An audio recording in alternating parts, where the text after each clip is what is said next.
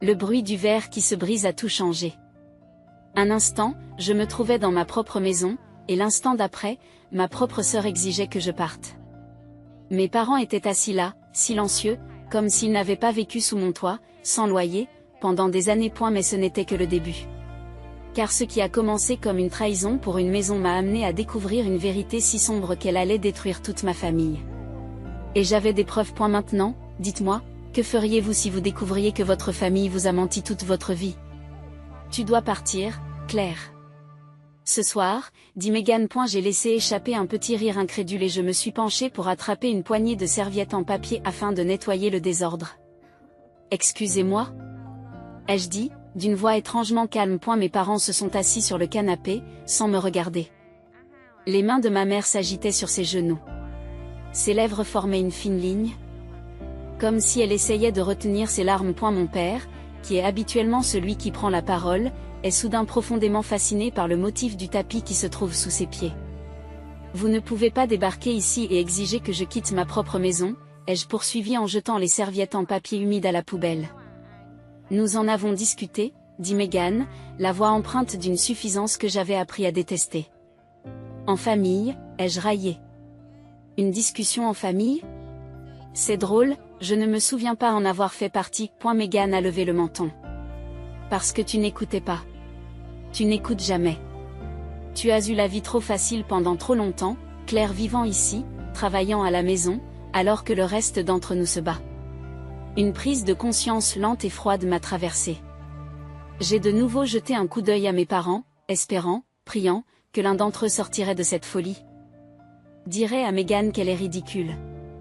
Mais ils ne l'ont pas fait. A eu lieu de cela, la voix de ma mère était douce, suppliante.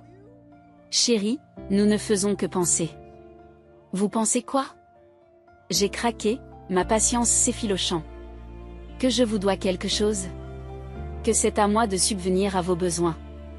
Mon père s'est éclairci la gorge, sans me regarder. Megan a besoin de stabilité en ce moment. Elle traverse une période difficile après le divorce. Et tu as toujours été si indépendante, a ajouté ma mère, comme si cela justifiait ce qu'ils étaient en train de faire. J'ai eu l'impression de recevoir un coup de poing dans l'estomac. 5 ans. 5 ans à les soutenir, à changer ma vie pour répondre à leurs besoins. Lorsqu'ils ont perdu leur maison, j'ai ouvert la mienne. Lorsqu'ils ont eu des difficultés financières, je ne leur ai jamais demandé de loyer. Je les ai laissés rester ici, sans loyer. Pendant que je travaillais tard le soir et que je signais des contrats supplémentaires pour tout maintenir à flot.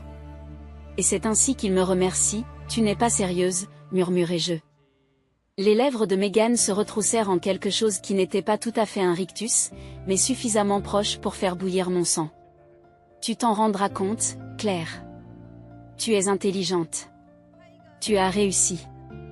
Tu n'as pas besoin de cette maison. Je secoue la tête, les mains tremblantes de rage. Où suis-je censée aller exactement, Megan? Ce n'est pas notre problème, dit-elle en haussant les épaules. Quelque chose en moi a craqué. J'ai attrapé mon téléphone et l'ai déverrouillé avec des doigts rapides et exercés. Très bien, ai-je dit. Alors j'appelle la police. C'est ma propriété. Papa a enfin levé les yeux. En fait, sa voix était calme, mais ferme. Nous avons parlé à un avocat. Un frisson me parcourt l'échine. Quoi? Il a hésité. Comme nous vivons ici depuis plus d'1 an. Vous ne pouvez pas nous expulser légalement sans passer par une procédure d'expulsion formelle. Mais vous pouvez partir volontairement. J'ai aspiré l'air de mes poumons. Ils avaient prévu cela. Ce n'était pas une décision impulsive. Ils avaient planifié cela depuis des semaines. Peut-être même des mois. Tout en mangeant ma nourriture et en dormant sous mon toit. Pendant que je travaillais tard dans la nuit, essayant de m'assurer que nous avions tous un endroit où vivre, ils avaient comploté pour me le prendre. C'est de la folie. Murmurai-je. Ma voix dépassait à peine un murmure. Megan s'est approchée. Une lueur de victoire dans ses yeux. C'est mieux ainsi, Claire. Nous avons besoin de cette maison. Et franchement, tu aurais bien besoin d'une dose d'humilité. J'expire et me stabilise. Je suis d'accord. Dis-je, me surprenant moi-même par mon ton calme. J'y vais. Une lueur de surprise traversa le visage de Megan. Mais elle se ressaisit rapidement. Bien, dit-elle. Nous t'aiderons à faire tes bagages. J'ai croisé son regard, laissant le silence s'installer entre nous jusqu'à ce que la suffisance de son expression s'estompe. C'est ce que tu feras, dis-je en la dépassant. J'ai marché jusqu'à ma chambre, leur voix s'estompant derrière moi. Mes mains étaient fermes lorsque j'ai sorti mon sac d'ordinateur portable et que j'ai commencé à ranger mes affaires essentielles. Ils pensaient avoir gagné. Ils pensaient m'avoir surpassé. Mais ils ont oublié une chose importante. Les leçons vont dans les deux sens. J'avais l'intention de m'assurer qu'ils apprennent les leurs. Et la chambre d'amis d'Ethan ressemblait à une cellule de prison, même s'il essayait de me faire sentir chez moi. Les murs étaient nus, l'air lourd d'une odeur de lessive fraîche, et le bureau qu'il avait installé pour moi semblait impersonnel, temporaire, comme toute mon existence en ce moment. Je me suis assise sur le bord du lit, fixant l'écran de mon ordinateur portable. Mais mes pensées étaient trop bruyantes pour que je puisse me concentrer sur le travail qui m'attendait. La trahison se répétait en boucle dans mon esprit. Ma famille, ma propre famille, m'avait pris par surprise, avait volé ma maison et m'avait jeté dehors comme si je n'étais rien. Tu grinces encore des dents. J'ai levé les yeux pour voir Ethan appuyé contre la porte, une tasse de café fumante à la main. Et elle me l'a tendue avec un regard qui disait « Bois ça avant de mettre le feu au monde ». Je l'ai prise, la chaleur m'a cloué au sol, mais la rage n'est pas retombée. Je ne sais même pas par où commencer. Commence par la vérité, dit-il simplement en s'asseyant en face de moi. Tu te souviens quand ils ont emménagé? Tu étais si enthousiaste, tu disais que cela vous rapprocherait tous. Un rire amer m'échappe. Oui, ça a duré environ 2 semaines. J'ai posé la tasse et j'ai ouvert mon application bancaire, faisant défiler les transactions. Mes doigts se sont crispés sur le trackpad. Là, plusieurs virements. De petits montants, chacun légèrement inférieur à 5 000 $. Trop petit pour déclencher des alertes. Mais ajoutés les uns aux autres, j'ai fait le calcul dans ma tête. 47,000. Mon estomac s'est retourné. Je n'ai même pas eu besoin de demander qui était derrière tout ça. Megan avait toujours été maligne avec l'argent des autres. Tu as trouvé quelque chose, demanda Ethan sur un ton prudent. Oui, c'est vrai. J'ai tourné l'écran vers lui. Megan a vidé mes comptes. Petit à petit. 47 000 $ en 3 mois. Ethan a poussé un petit sifflement. Ce n'est pas un simple trafic. C'est calculé. Elle a toujours été comme ça. J'ai marmonné en ouvrant un autre dossier. Quand nous étions enfants, elle cassait mes affaires et convainquait mes parents que c'était de ma faute. Quand j'ai obtenu mon premier grand poste de designer, elle a dit à tout le monde que je l'avais obtenu parce que je flirtais avec le patron.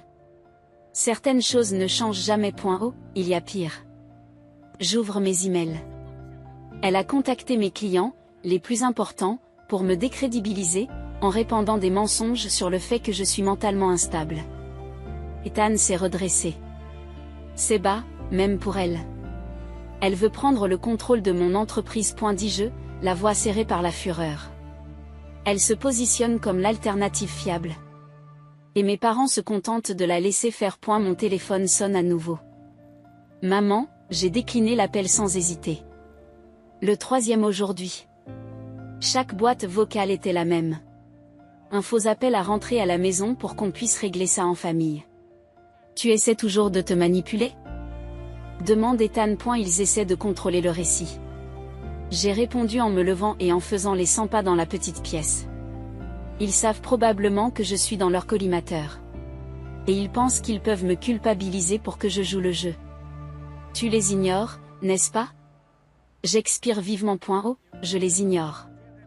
Mais je n'en ai pas fini avec eux. Ethan me jette un regard méfiant. Claire. Non, ne m'innocente pas, dis-je en secouant la tête. Je ne cherche pas à me venger, Ethan. C'est de la justice qu'il s'agit. Il m'étudie un long moment puis soupire. À quoi penses-tu? J'ai transféré mes actifs ce matin. Nouvelle banque, nouveau compte. Mon argent est en sécurité. C'est bien. C'est intelligent. Mais Megan. J'ai croisé son regard. Elle ne sait pas que je sais. Alors je vais la laisser croire qu'elle gagne. Et quand elle essaiera enfin de faire son dernier geste, je l'écraserai. Ethan se passe la main sur le visage. J'ai un mauvais pressentiment. Vous ne comprenez pas, dis-je en sortant un autre dossier. Regarde ça. Je lui ai montré mes journaux de travail, les rapports de sécurité de mon système. Elle a accédé à mes fichiers de travail, à mes contrats avec les clients, à mes dessins, à tout. Ethan serait dit. Comment a-t-elle pu entrer? Elle a dû trouver un moyen d'accéder à mon gestionnaire de mots de passe avant mon départ. J'ai dit, sentant la rage monter à nouveau. Elle n'essaie pas seulement de prendre ma maison. Elle essaie de me remplacer. Je l'ai laissé rester sous mon toit gratuitement. Ethan expira lentement. Tu penses vraiment que tu peux la battre à son propre jeu? Je fermai mon ordinateur portable et me levai, une détermination d'acier s'installant en moi. Je ne pense pas pouvoir le faire, dis-je en attrapant ma veste. Je sais que je peux. Il pensait avoir gagné. Il pensait que j'étais brisé. Vaincu. Ils allaient découvrir à quel point ils avaient tort. Et la lettre est arrivée par un jeudi matin. Mossad, enfouie sous une pile de courriers indésirables et d'étanes de billes empilées sur le comptoir de la cuisine. Au début, j'ai failli ne pas l'ouvrir. Je ne m'attendais pas à quelque chose d'important, plus maintenant. Et ma famille avait déjà pris ce qui comptait. Puis j'ai vu l'expéditeur. Gregory Whitmore et associé. Mon souffle s'est arrêté. Oncle Greg. Le papier semblait lourd dans mes mains, comme s'il contenait plus que des mots. Je l'ai déchiré et j'ai déplié les documents qu'il contenait, mes yeux parcourant rapidement le papier jusqu'à ce qu'une phrase me fasse presque perdre l'air. Oncle Greg m'a laissé sa maison. Je l'ai relue. Elle ne changeait pas. La maison victorienne de Maple Street. Celle que mes parents avaient toujours voulu, celle dont Meghan avait toujours dit qu'elle devait appartenir à quelqu'un qui saurait l'utiliser correctement. Était à moi. Une lettre séparée, rédigée dans l'écriture soignée et délibérée de mon oncle, y était jointe. Claire, si tu lis ceci, j'imagine que ta famille a déjà montré son vrai visage. J'ai essayé de te mettre en garde contre Meghan il y a des années, mais je sais à quel point il est difficile de voir la vérité quand on aime quelqu'un. Alors je vous donne un choix qu'elle et vos parents ne peuvent pas toucher. Cette maison est la vôtre, pas celle des familles, pas celle de Meghan, la vôtre. Faites-en ce que vous voulez. Mais ne les laisse pas te prendre quoi que ce soit d'autre. Choisis sagement. Oncle Greg, je suis resté assis là, serrant la lettre, le cœur battant à tout rompre. Il savait. Il l'avait toujours su. Mon téléphone a sonné. Papa, le message était court, presque décontracté. Réunion de confiance de la famille demain. Ta présence est requise. Nécessaire. J'ai laissé échapper un rire creux. Il paniquait. Il pensait m'enfermer. Mais il ne savait pas que j'avais quelque chose qu'il ne pouvait pas toucher. Ethan est entré, s'arrêtant à la vue de la lettre que je tenais. Ça va? J'ai souri. Je viens d'hériter d'une maison. J'aurais dû me douter qu'en rentrant dans ma propre maison, j'aurais l'impression d'entrer en territoire ennemi. Le salon avait changé.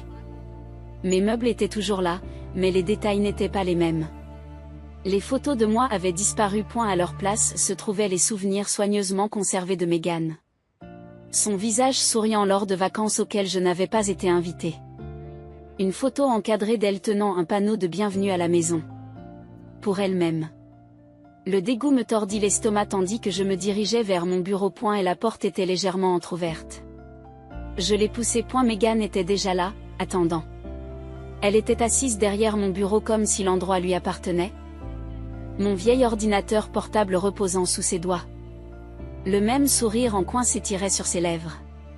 Celui qu'elle avait arboré le soir où elle m'avait mis à la porte. Tu cherches ça? Elle a tapoté sur l'ordinateur. J'ai fait un pas à l'intérieur, en gardant ma voix égale. Tu es vraiment aussi désespérée? Meghan a penché la tête, feignant la sympathie. Claire, tu as besoin d'aide. Tu es en train de t'effondrer. Maman et papa sont vraiment inquiets. Ma mère est apparue dans l'embrasure de la porte derrière moi, se tordant les mains. Chérie, nous ne faisons que réfléchir. Tu devrais peut-être prendre un peu de temps, te changer les idées. Nous voulons tout ce qu'il y a de mieux pour toi. Papa a suivi. Silencieux mais présent. Comme si sa simple existence validait les absurdités qu'il racontait. J'ai ri. En fait, j'ai ri. Vous m'éclairez au gaz. Vous m'éclairez au gaz. Répéta Meghan, le ton moqueur. Claire, tu agis de façon erratique. Tu as toujours été tendue, mais dernièrement. C'est inquiétant. Je plisse les yeux. Essaie encore, Megan.je c'est ce que tu as fait. Elle a poussé un grand soupir. D'accord. D'accord. Puisque tu es si obsédée par le fait de jouer au détective, laisse-moi te faciliter la tâche. Elle a fait glisser une pile de papier sur mon bureau. J'ai regardé le titre. Demande de mise sous tutelle d'urgence. Ma bouche s'est asséchée. Megan s'est penchée en avant, les yeux brillants de victoire. Nous avons déjà parlé au médecin. 3 professionnels de la santé mentale ont examiné votre comportement récent. La paranoïa, les délires, les menaces, et ils sont d'accord pour dire que tu es instable. L'audience est dans 2 jours. Une fois qu'elle sera finalisée, tu ne pourras plus accéder à tes comptes, à ton entreprise ou à quoi que ce soit d'autre sans ma permission. Ma vision se brouille sur les bords. Ils ne faisaient pas que voler ma maison. Ils essayaient de m'effacer. Maman a fait un pas en avant. Sa voix est douce. C'est pour ton bien? Ma chérie. Nous voulons juste t'aider. Aider, ai-je répété. Le mot était comme un poison sur ma langue. Megan s'est rassise, satisfaite. Signez les papiers maintenant, et nous vous faciliterons la tâche. Vous vous éloignez tranquillement et nous nous assurerons que l'on s'occupe de vous. Lutter? Elle a haussé les épaules. Tu sais comment ça se passe. Je les ai regardés. Ma famille. Ils avaient tout pris. Et maintenant, ils voulaient que je me retire sans faire de bruit. Un calme lent et inquiétant s'est installé en moi. J'ai fouillé dans mon sac et j'en ai sorti un dossier. Megan fronce les sourcils. Qu'est-ce que c'est? Je le jette sur le bureau. Des relevés bancaires. Des courriels de clients. Des captures d'écran de vos petites tentatives pour me remplacer. Oh. Et les journaux de sécurité prouvant que vous avez accédé à mes fichiers sans permission. Le sourire en coin a disparu de son visage. Le père se racle la gorge. Claire. Je l'ai interrompu. Et n'oublions pas les 47 000 $ que tu as détournés de mes comptes, Megan. Tu es douée pour voler, mais pas pour couvrir tes traces. Silence. Maman pâlit. Les doigts de Megan se recroquevillent en point. Tu bluffes. Je souris. C'est vrai? Elle a pris les papiers, les a feuilletés, sa respiration s'est accélérée. Voilà comment ça va se passer. J'ai dit, d'une voix ferme. Tu laisses tomber cette absurdité de mise sous tutelle. Tu ne te bats pas pour ma maison, mon entreprise ou quoi que ce soit d'autre. Tu me laisses partir. Où je sors mon téléphone. Où j'envoyais tout cela aux autorités, à chacun de mes clients, et oh, n'oublions pas les nouvelles. Le visage de Megan s'est vidé de sa couleur. Tu te crois intouchable. Chuchotai-je en me rapprochant. Mais tu as oublié quelque chose. Megan. Je sais exactement comment vous fonctionnez. Et j'ai appris des meilleurs. Le silence s'est installé dans la pièce. La respiration de Megan s'est arrêtée, ses ongles s'enfonçant dans le bureau. Vous avez le choix, ai-je dit. Mais vous feriez mieux de vous décider rapidement. Pour la première fois, Megan a eu l'air effrayée. Et la maison victorienne se dressait devant moi, ses fenêtres sombres reflétant la lumière pâle de la lune, comme des yeux creux observant chacun de mes mouvements. La maison de l'oncle Greg. Celle qu'ils voulaient tous, celle qu'ils m'avaient laissée. Ils n'avaient pas d'autre choix que de venir ici. Je m'en suis assuré. Le marché était simple. Soit ils me rencontrent ici, soit tout ce que j'ai sur eux devient public. Je suis entré, le parquet grinçant sous mes bottes. La porte du bureau était ouverte, et à l'intérieur, ma famille attendait. Megan était derrière le bureau de l'oncle Greg. Comme si elle y avait sa place. Maman et papa l'encadraient comme des soldats loyaux, le visage crispé.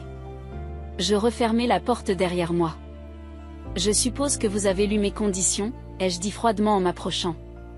Oh, nous avons bien reçu ton message, Claire. Vous avez certainement intensifié les choses, a répondu Megan, son sourire en coin étant plus faible cette fois-ci, mais tendu sur les bords. Cessons de prétendre qu'il s'agit de la maison. Tu es désespéré depuis que le testament de l'oncle Greg a été rendu public. Qu'est-ce que tu ne veux pas que je trouve? Je pose la question. Megan pousse un soupir dramatique et fouille dans le tiroir de son bureau.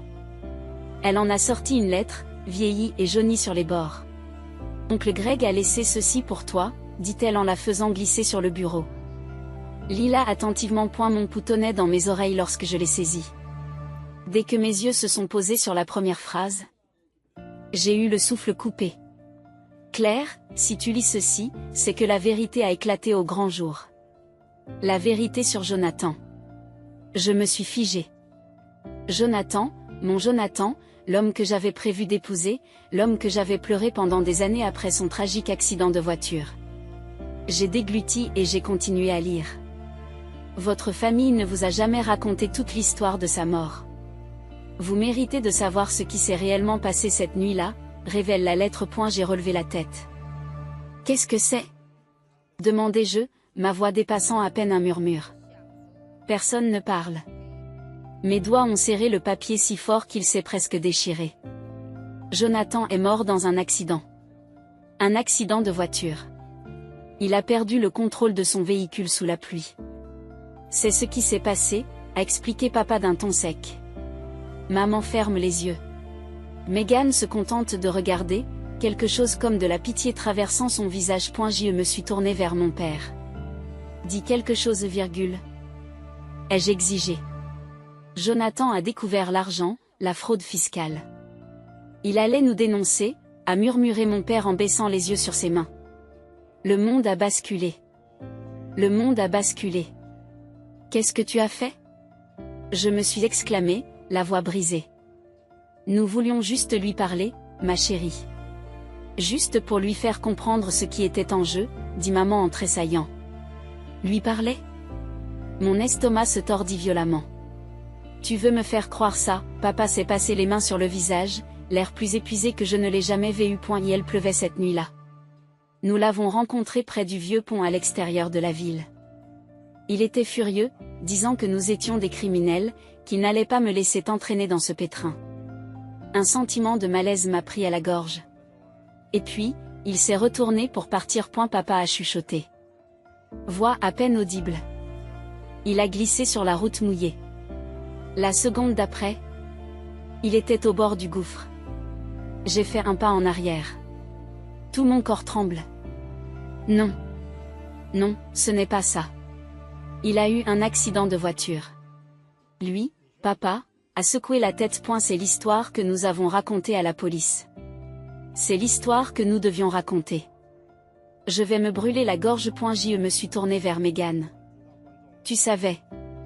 Elle a hoché lentement la tête. Oncle Greg l'a découvert. Il a menacé de tout dévoiler s'ils ne lui cédaient pas leurs biens. C'est pour ça qu'ils l'ont fait. C'est pourquoi ils sont désespérés depuis sa mort. Sans lui pour les contrôler, tout a commencé à s'effilocher. Je ne pouvais plus respirer. Mes parents m'avaient volé. Ils m'avaient trahi. Mais ça, c'était pire. Ils avaient détruit ma vie bien avant de me mettre à la porte. Jonathan était mort à cause de lui. J'ai ravalé la vague de nausées qui menaçait de m'emporter. Mon chagrin s'est transformé en quelque chose de plus sombre, de plus dur. Il ne s'agissait plus de vengeance. Il s'agissait de justice. Je me suis forcée à croiser leurs regards. Vous m'avez laissé pleurer sur lui. Le pleurer. Et vous m'avez laissé croire que c'était un accident. Des larmes ont coulé sur les joues de ma mère. Nous pensions que c'était la bonne chose à faire. Nous pensions. J'ai levé la main. Je lui ai coupé la parole. Arrêtez. Arrête-toi. Je me suis retournée vers Megan. Et toi? Tu n'étais même pas impliqué, mais tu as quand même essayé de me faire tomber avec eux. Megan laisse échapper un rire amer. Je n'avais pas besoin d'être impliqué. Ils ont fait ça tout seuls. J'ai juste vu une opportunité et je l'ai saisie. Le dégoût qui m'habitait brûlait encore plus fort. J'ai pris une respiration tremblante. C'est fini maintenant. Papa relève la tête. Qu'est-ce que tu veux dire? J'ai sorti mon téléphone. J'ai enregistré cette conversation. Chaque mot. Chaque confession. Maman a sursauté. Les yeux de Megan se sont écarquillés. Le père se lève d'un bond. Claire, tu ne peux pas. Tu as volé ma maison. Mes affaires. Et maintenant, je découvre que tu as pris Jonathan pour moi. Ma prise sur mon téléphone s'est resserrée. Regarde-moi. J'ai appuyé sur envoyer. Plusieurs fichiers. Directement aux autorités. Maman a laissé échapper un sanglot étouffé. Papa s'est enfoncé dans son fauteuil. Vaincu. Megan, pour une fois, avait l'air vraiment terrifiée. Claire, murmure maman. Je t'en prie. Nous sommes toujours une famille. Je l'ai regardé fixement, sans rien ressentir. Non, j'ai dit. Nous ne le sommes pas. J'ai tourné les talons et je suis sortie de la maison Victorian, les laissant faire face à ce qu'ils avaient fait. Derrière moi, la maison restait silencieuse. Observant. La justice était enfin en marche. La nouvelle est tombée plus vite que prévu. Au moment où le soleil matinal a traversé la fenêtre de la cuisine d'Ethan, tous les grands médias avaient repris l'histoire. Les gros titres s'affichaient sur l'écran de mon téléphone, tous plus accablants les uns que les autres.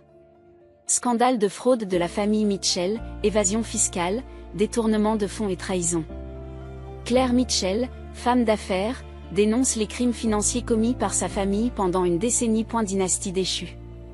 Les secrets les plus sombres de la famille Mitchell dévoilés. J'ai fixé les mots, éprouvant un étrange sentiment de détachement.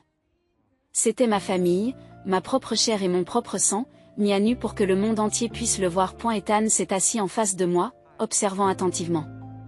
Ça va? J'expire lentement. Je ne sais pas. Il a fait un signe de tête vers mon téléphone. C'est fait. Claire. Tu as fait ce que tu avais à faire. J'ai jeté un coup d'œil au courriel qui envahissait ma boîte de réception. Des messages de journalistes, d'anciens clients, et même de personnes dont je me souvenais à peine de l'université, qui me tendaient tous la main avec une version ou une autre de « Je n'arrive pas à croire ce que tu as traversé ». Mais aucun d'entre eux n'avait d'importance. Parce qu'aujourd'hui, il ne s'agissait pas de mots. Il s'agissait de conséquences. Un coup sec frappé à la porte a fait se lever Ethan. Je n'ai pas bougé, sachant déjà qui ce serait. À travers le Judas, un éclair bleu marine l'a confirmé. Des officiers de police. Il est temps, murmurai-je. Le temps que j'arrive à la maison de l'oncle Greg, les sirènes illuminent déjà la rue. Des officiers de police envahissaient la cour avant, leur présence transformant la maison victorienne, autrefois immaculée, en un lieu de chute publique. Je suis sorti de la voiture juste au moment où ils ont amené ma mère et mon père sur le porche, les mains menottées dans le dos. Le visage de ma mère était baigné de larmes. Son calme soigneusement maintenu a volé en éclats. Claire, s'il te plaît. J'ai croisé son regard désespéré et je n'ai rien senti. Papa n'a rien dit du tout. Il a juste regardé le sol, comme un homme qui savait depuis longtemps que ce jour allait arriver. Puis il y a eu Megan. Elle se débattait sous l'emprise du policier. Son chemisier autrefois impeccable était à présent froissé, ses ongles manucurés s'enfonçaient dans les menottes comme si elle pouvait s'en sortir. C'est de votre faute, a-t-elle crié en se tournant vers moi. Tu te crois meilleur que nous? Tu crois que tu as gagné? J'ai fait un pas en avant, laissant sa fureur s'écraser contre mon silence. Tout ce que j'ai fait, c'était pour la famille. Megan a craché, la voix crue. Pour nous. C'est toi l'égoïste. Claire. Tu l'as toujours été. J'ai penché la tête. C'est ce que tu t'es dit? Son visage se tordit, ses lèvres se retroussèrent sous l'effet de la frustration. C'est toi. Tu nous as détruits. J'inspirai profondément, laissant ces mots pénétrer dans mon esprit. Puis, avec une certitude tranquille, j'ai répondu. Non, Megan. Vous vous êtes détruit vous-même. J'ai juste allumé les lumières pour que tout le monde puisse le voir. Elle s'est jetée sur moi, mais les officiers l'ont tirée en arrière. Ses cris sont devenus frénétiques, désespérés. Je n'ai pas bronché. Je n'ai pas cligné des yeux. Je n'ai pas bougé. J'avais déjà gagné. Quelques heures plus tard, je me tenais dans le bureau. La pièce même où ma famille avait comploté pour m'effacer. La maison semblait différente maintenant. Pas hantée, mais creuse. Comme si elle avait attendu ce moment. Comme si elle avait attendu ce moment, comme si elle avait attendu de révéler ses secrets. Ethan s'appuya sur le seuil de la porte. Alors? C'est ça. Je me suis retournée. Mon regard s'est posé sur la lettre encadrée de l'oncle Greg. Toujours posée sur le bureau. Il m'avait donné le choix. La vengeance ou la justice? J'y ai longuement réfléchi. Les derniers cris de Meghan résonnaient dans mon esprit. Le visage baigné de larmes de ma mère. Le silence de mon père. Je pensais que la justice serait différente. Je l'ai admis. Ethan m'a étudié. Est-ce que c'est suffisant? Je me suis tournée vers la fenêtre. J'ai regardé la dernière voiture de police disparaître dans la rue. Le nom des Mitchell n'était pas une ruine. Leur richesse a été saisie. Leurs mensonges ont été rendus publics. Et moi? J'étais enfin libre. Je me retournai vers Ethan et lui adressai le plus petit des sourires. Oui, c'est vrai. Parce qu'il ne s'agissait pas de gagner. Il s'agissait de survivre. 6 semaines plus tard, je me tenais dans l'entrée de la maison victorienne de l'oncle Greg. Les clés étaient froides dans ma paume. Je n'avais toujours pas l'impression que c'était réel. Le grand escalier en bois s'étendait devant moi. Les hauts plafonds s'élevaient au-dessus de moi. Et la lumière traversait les vitraux, projetant des motifs colorés sur le parquet. Cette maison, cet héritage, m'appartenait désormais. Non pas parce que j'avais gagné, mais parce que j'avais survécu. J'ai pénétré à l'intérieur, respirant l'odeur du bois vieilli et de la poussière. Les échos de mon passé murmuraient dans les coins. Les nuits passées ici quand j'étais enfant, les dîners de famille avant que tout ne se dégrade. Et puis il y a eu Jonathan. J'ai trouvé la première photo dans le bureau. Elle était enfouie au fond du tiroir du bureau de l'oncle Greg, cachée sous des piles de vieux documents. J'ai eu le souffle coupé en l'époussetant. C'était nous. Jonathan et moi. Les bras enroulés l'un autour de l'autre lors de notre fête de fiançailles. Son sourire était aussi éclatant que dans mes souvenirs. Ses yeux pleins de vie. En dessous, une autre photo. Oncle Greg et Jonathan, en pleine conversation lors d'un barbecue familial. J'ai tracé leur visage. Ma gorge se serra. Oncle Greg ne connaissait pas seulement la vérité. Il avait aidé Jonathan à enquêter. C'est pour cela qu'il m'a laissé cette maison. Pas comme une échappatoire. En guise de base, une lettre pliée se trouvait sous les photos, marquée de mon nom dans l'écriture de l'oncle Greg. Mes mains ont tremblé lorsque je l'ai ouverte. Claire, si tu lis ceci, c'est que la vérité a éclaté au grand jour. Ça fait mal, n'est-ce pas? Le propre de la vérité, c'est qu'elle exige quelque chose de nous. Tu as le choix maintenant. Que faire de la douleur? Je te connais, petit. Je sais que tu voudras te venger. Et tu en as tout à fait le droit. Mais laisse-moi te dire quelque chose que j'ai appris après des années à observer notre famille. La vérité blesse, mais les mensonges détruisent. Certaines familles sont bâties sur le sang. D'autres, de cendres. C'est à toi de décider laquelle tu veux construire. Oncle Greg, j'ai pressé la lettre contre ma poitrine, sentant son poids s'installer dans mon cœur. La famille Mitchell avait disparu. Meghan était derrière les barreaux. La réputation de mes parents était brisée. La maison pour laquelle je m'étais battue était à moi. Mais je n'avais pas l'impression d'avoir gagné.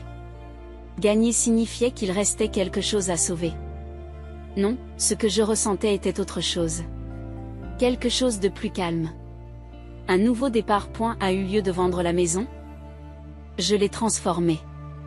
Le salon d'entrée est devenu une galerie d'art. Les pièces ensoleillées de l'étage sont devenues des studios. La bibliothèque. Un espace pour les ateliers et les projets communautaires. J'ai utilisé l'argent saisi sur les comptes de ma famille pour le financer. Une sorte de justice poétique. La fondation Jonathan Whitmore pour la guérison créative était née. Je me suis concentrée sur les programmes d'art-thérapie, en particulier pour ceux qui n'avaient nulle part où aller. De manière particulièrement appropriée, la fondation s'est associée à des programmes de sensibilisation dans les prisons, aidant les détenus à traiter leur passé par le biais de l'expression créative. La prison de Meghan a été l'une des premières à recevoir des fonds. Poétique, n'est-ce pas? Ethan m'a dit, vous avez vraiment réussi, alors qu'il se tenait à mes côtés le jour de l'inauguration. Tu as transformé cet endroit en quelque chose de bien. J'ai regardé autour de moi, observant les gens qui déambulaient dans la maison, s'imprégnant du nouvel objectif de santé. Il le fallait, ai-je murmuré. Si je l'avais vendu, ce n'aurait été qu'une nouvelle victoire pour eux. Mais ça, c'est quelque chose qu'ils ne peuvent pas m'enlever. Ethan m'a donné un coup de coude. Oncle Greg serait fier. J'ai souri, en chassant la piqûre derrière mes yeux. J'espère que c'est le cas. Jonathan aussi, a-t-il ajouté doucement. J'ai inspiré profondément, regardant autour de moi les gens qui étaient venus ici non pas pour l'argent, non pas pour le pouvoir, mais pour guérir. Pour la première fois depuis des années, je n'avais pas l'impression d'avoir perdu ma famille. J'étais en train d'en construire une. Ce soir-là, après le départ de tout le monde, je suis resté dans le bureau, mon bureau à présent. L'air sentait la peinture fraîche, les nouveaux départs. Une toile vierge était posée sur le chevalet devant moi, attendant. Pendant des années, ma vie a été dictée par les autres. Leur cupidité, leur trahison, leurs attentes. Mais ce n'était plus le cas. Cette fois, c'est moi qui tenais le pinceau. Je l'ai trempé dans la peinture, le premier trait tranchant le blanc comme un nouveau chapitre en train de s'écrire. Certaines familles sont bâties sur le sang, d'autres sur les cendres. Et la mienne ? La mienne s'est construite sur l'espoir.